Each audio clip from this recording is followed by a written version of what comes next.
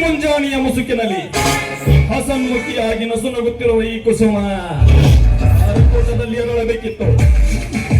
ನೋಟ ಚಿತ್ತಾರದಿಂದ ಕೆತ್ತಿರುವ ಈ ಮಾಟಗಾರ್ತಿ ಈ ಹೂವಿನೊಂದಿಗೆ ಹೂವಾಗಿ ಬೆರೆತು ಹೋಗಿರುವಳಲ್ಲ.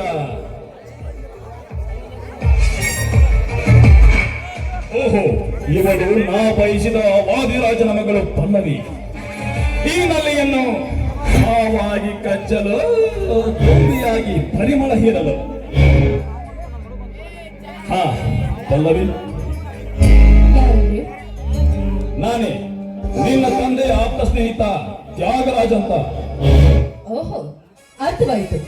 ಹೌದು, ನ್ಯಾಯವಾದಿಗಳು ಆ ಧರ್ಮದ ಮುಖಂಡ ಬಿಟ್ಟು ಈ ಗೂಂಡಾ ಡ್ರೆಸ್ ಅನ್ನು ಧರಿಸಿ ಇಲ್ಲಿಗೆ ಬಂದಿರುವಿರಲ್ಲ, ಕಾರಣ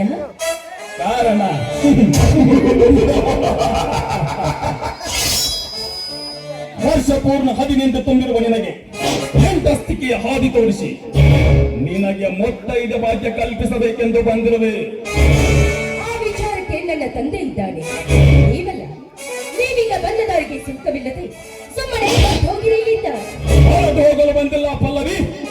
ತಾರುಣ್ಯದ ಮತದಲ್ಲಿ ತುಂಡು ತುಳುಕುತ್ತಿರುವ ನಿನ್ನ ಅಂಗ ಸೌಂದರ್ಯದ ಚೌಕಟ್ಟಿಗೆ ನಾನೇ ನಿನ್ನ ಪಟ್ಟದ ರಾಜನಾಗಬೇಕೆಂದು ಹಾರೈಸಿ ಬಂದಿರುವೆ. ಈ ಶ್ರೀಮಂತ ಕುವರಿಗೆ ಅಲ್ಲ ತನ್ನಾಡಿ ನಾನೇ ಪಲ್ಲದ ರಾಜನೆದ್ದು ತಿಟ್ಟವಾಗಿ ನುಡಿದ್ರೆ ನುಡಿದ ನಿನ್ನ ಬಾಯಿಯನ್ನೇ ಕಡಿದು ಹಾಕಬೇಕಾದಿತ್ತು.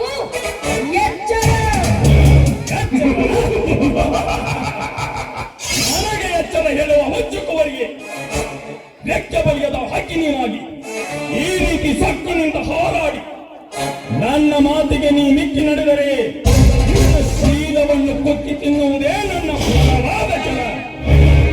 ನಿನ್ನ ಛಲಕ್ಕೆ ಹೇಗೆ ನನ್ನ ಕಲ್ಲೇರ ಉಪಯೋಗಿಸಬೇಕು ನನಗೂ ಚೆನ್ನಾಗಿ ಗೊತ್ತು. ಎಲೆ ಗತ್ತುಗಾರತಿ, ಎಲ್ಲ ಹುಡುಗರ ನೆಲೆಯನ್ನು ನೀ ಬಲ್ಲೆನೆಂದು ನಿನ್ನ ಕಲೆ ಬೀಸಿದರೆ ನಿನ್ನ ಸೌಂದರ್ಯ ಸರೋವರದ ಸೆಲೆಯೇ ನನ್ನ ಪ್ರೇಮವೆಂಬ ಬಲಿಯಲ್ಲಿ ಬತ್ತಿ ಹೋಗುವುದು ಹೋಗಿ. ಆಗ ನಿಮ್ಮಪ್ಪ ಕತ್ತಿ ಕಟಾರಿ ಹಿಡಿದುಕೊಂಡು ನಿಮ್ಮ ಅರಮನೆಯ ತುಂಬ ಚಡಪಡಿಸಿದರು. ಕುಟಿಲವಾಗಿ ಹೋದ ನಿನ್ನ ಶೀಲ ಮತ್ತೆ ನಿಯಮ ತುಂಬೆ ಬರಲಾರದು, ಜ್ಞಾಪಿಸಿಕೊ. ನೀನೊಬ್ಬ ನ್ಯಾಯಾಧೀಶ ಎದುರು ನಿಂತು ನ್ಯಾಯ ಅನ್ಯಾಯಗಳನ್ನ ವಿಚಾರಿಸುವ ವಕೀಲರ ಇಂಥ ಹಲವಾರು ಕೆಲಸಕ್ಕೆ ಕೈ ಹಾಕಿದ್ರೆ ನಿನ್ನ ಅಜ್ಞಾನ ತುಂಬಿದ ಬುದ್ಧಿಗೆ ಬರೆ ಎಳಿವೆ ಚೋಕೆ. ನನಗೆ ಬರೆ ಎಳೆಯುವ ಹರಿಯದ ಬಾಲೆ ಅಚ್ಚ ಕನ್ನಡದಲ್ಲಿ ತಿಳಿಸಿ ಹೇಳಿದರು ತಿಳಿ ನನಗೇನು ತಿಳಿದಿತು ನನ್ನ ಮಾತಿನ ಸರಮಾಲೆ. ಪಲ್ಲವಿ, ನೀವೀಗ ನನ್ನ ಮನಪ್ರೇಯಸಿಯಾಗಿ ಬಂದರೆ ಇಂದಿನ ಸಭಾಂಗಣದಲ್ಲಿ ರಾಣಿಯಾಗುವೆ. ನೀ ನನ್ನ ಜೊತೆ ಸೇರಿ ಏನೋ ಹುಚ್ಚ, ನಿನ್ನ ಚುಚ್ಚು ಮಾತಿಗೆ ಮಳ್ಳಾಗುವ ಮಕ್ಕಳಲ್ಲ ಈ ಪಲ್ಲವಿ. ನಿನ್ನಂತ ಇಂದ್ರನ ಸಭಾ ದಿನ ನನ್ನ ಮನೆಯ 10 ಭಾಗದಲ್ಲಿ ನಡೆಯುತ್ತಿದೆ. ಗೊತ್ತಿಲ್ಲವೇನೋ ನಾಚಿಕೆ ಇಲ್ಲದ ನರ ದಾಮಣೆ. ನಾಚಿಕೆ ಎಂಬ 3 ಅಕ್ಷರದ ಮರ್ಮನ ತಿಳಿದುಕೊಂಡಿದ್ದರೆ ಈ ಕಾರ್ಯಕ್ಕೆ ಕೈ ಹಾಕುತ್ತಿರಲಿಲ್ಲ ಪಲ್ಲವಿ.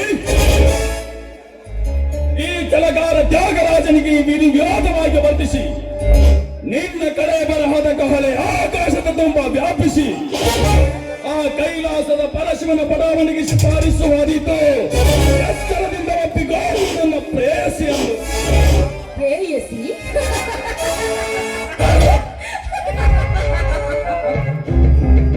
ಏನೋ ಅರಸೆಯನ್ನ ಕಾಣದ ಬೇವರಸಿ ನಿನ್ನತೆ ರಸಿಕರ ರಾಜನಿದ್ದು ಹಿಂದೆ ಮಹಿಷಾಸುರನೆಂಬ ದಿಟ್ಟ ರಾಕ್ಷಸ ಪಟ್ಟದ ರಾಜನಿದ್ದು ಮೆಟ್ಟಿ ಸೀಳಿಸಿಕೊಂಡ ಜಗನ್ಮಾತೆ ದೇವಿಯ ಕೈಯಲ್ಲಿ ಅದರಂತೆ ನೀನು ಕೆಲಸ ಮಾಡಲು ಮುಂದಾದ್ರೆ ಹಂದಿಯಾಗಿ ಹಿರಣ್ಯಕಶಿಪನ ರಕ್ತ ಕುಡಿದಂತೆ ನಾಳೆಯಿಂದ ರಕ್ತ ಕುಡಿಯದೆ ಬಿಡಲಾರೆ.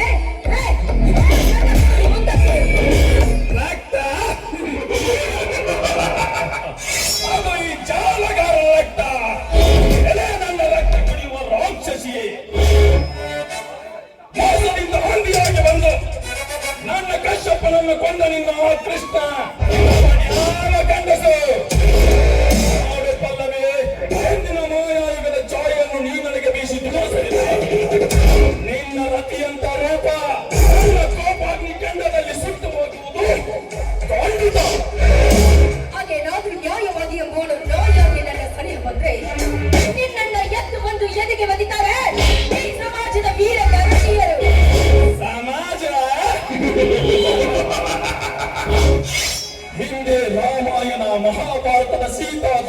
ಗಾಳಿಯನ್ನು ಕೆಳಗಿದಾಗ ಏಕೆ ಮೌನವಾಗಿ ಕುಳಿತಿದ್ದು ಈ ನಿನ್ನ ಸಮಾಜದ ಜನರು?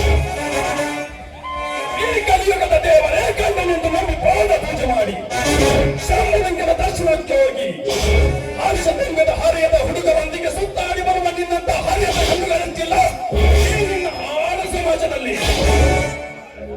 ಸೋರಸುವೇದಾರ ನನ್ನ ಗಂಡನೆಂದು ಆರತಿ ಎತ್ತಿ ರಾತ್ರಿಗೇರಿಯಲ್ಲಿ ತ್ರಿಮೂರ್ತಿಗಳ ಅಂಗ ಸುಖವಹಿಸುವ ಮಾಂಗ ಜಾತಿಯ ಹೆಣ್ಣುಗಳಷ್ಟಿಲ್ಲ ಈ ನಿನ್ನ ಸಮಾಜದಲ್ಲಿ. ಶ್ರೀಮಂತ ನವತರಣಿಯಂದು ಕೈ ಹಿಡಿಯಲಾರದೆ ಹರಿಣಿಯಾಗಿ ನನ್ನಂತ ಹುಡುಗರ ಗಣ್ಯತಿ ನಿನಗುವ ನಿನ್ನಂತ ಹರೆಯದ ಹೆಣ್ಣುಗಳಷ್ಟಿಲ್ಲ ಈ ನಿನ್ನ ಸಮಾಜದಲ್ಲಿ. ಅಂದಾಗ ನಿನಗೇಕೆ ಭಯ? ಈ ಮಾತನ್ನ ಬಗಳವ ನಿನ್ನ ರಕ್ತ ಜಾರತನದ ರಕ್ತ. ಜಾರತನವೆಂದು ಬಗಳಿದ ಜಾರಿಯೇ ಮುಗಿಯಿತು ನಿನ್ನ ಸೀಲದ ಸೌಂದರ್ಯ.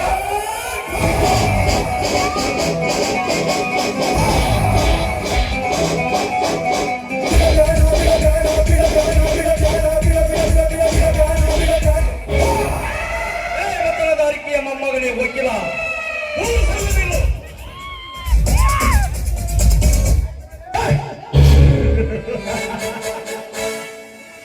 ನಿಮ್ಮಂತ ಸ್ವಾರ್ಥಿ ಶ್ರೀಮಂತರ ಶಿರ ಹರಿದು ನಮ್ಮೂರು ದ್ವಾರಬಾಗಿಲಿಗೆ ನೇತು ಹಾಕಲು ಬಂದ ಪರಶುರಾಮ.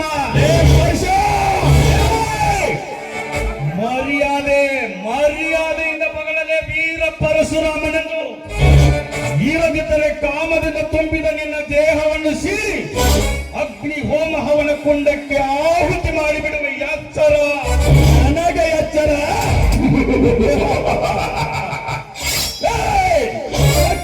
ಎಚ್ಚರ ಎಂದು ಬಡಬಡಿಸುವ ಹುಚ್ಚ. ಈ ಗಾರುಡಿನಾಟ ಯಾರೆಂಬುದು ನೀ ಅರಿಯಲಾರದೆ ಈ ಹರೆಯದ ಬಾಲಿಯನ್ನು ರಕ್ಷಿಸಲು ಬಂದರೆ ನನ್ನ ನಿನ್ನ ಬಾಳಿಗೆ ರಾಗ ಹಾರಿಸಿ ನಿನ್ನನ್ನು ಇಲ್ಲೇ ಗೊಂಡಿನ ಸಿರಿಮನೆಗೈದು ಈಗಲೇ ನಿನ್ನನ್ನು ಕೋಟೆ ಹತ್ತಿಸುವೆ. ನೀನು ಎಚ್ಚರ.